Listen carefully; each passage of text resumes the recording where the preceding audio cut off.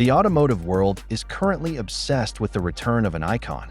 But what if I told you that the legendary nameplate you thought you knew is about to be completely rewritten by the most aggressive division in the industry?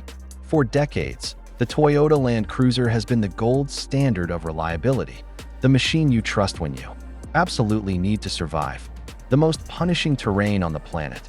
But Toyota's Gazoo racing department is finished with being safe and predictable.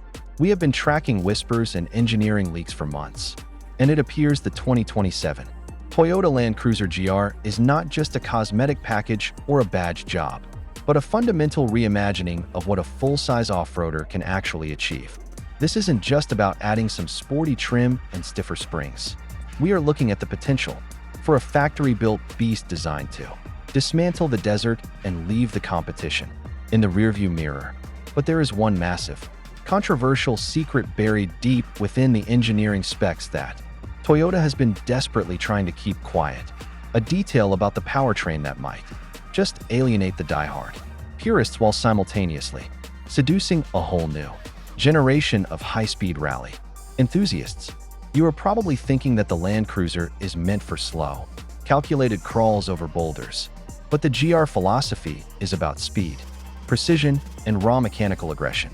When you look at the current TNGF platform, which underpins the Sequoia, the Tundra, and the new 4Runner, you realize that Toyota has built the most versatile chassis in the automotive world, and the GR team is finally ready to push its structural limits to the absolute breaking point. This new iteration is rumored to ditch the standard hybrid setup for something far more potent, aiming to bridge the gap between a luxury cruiser and a Dakar-ready rally raid machine. It is a bold move, but in a market where everyone is chasing the G-Wagon's dominance, Toyota isn't just trying to participate, they are trying to dictate the pace. While you are getting fired up about the potential of a twin-turbo V6 setup that could push well over 400 horsepower, take a second to hit that subscribe button and leave a like on this video if you are as obsessed with the future of off-road performance as we are, because keeping up with these rapid-fire developments is exactly what we do best here. Now, consider the styling. The GR treatment usually means aggressive wide-body flares, functional hood vents to manage heat during high-speed desert runs, and a signature blacked-out grille that announces its presence with absolute authority. But beyond the aesthetics, this vehicle is being engineered to handle sustained high-speed impacts that would shatter a lesser vehicle suspension. We are talking about custom-tuned, position-sensitive dampers that change their personality based on the velocity of the hit, effectively turning this SUV into a magic carpet for the dunes.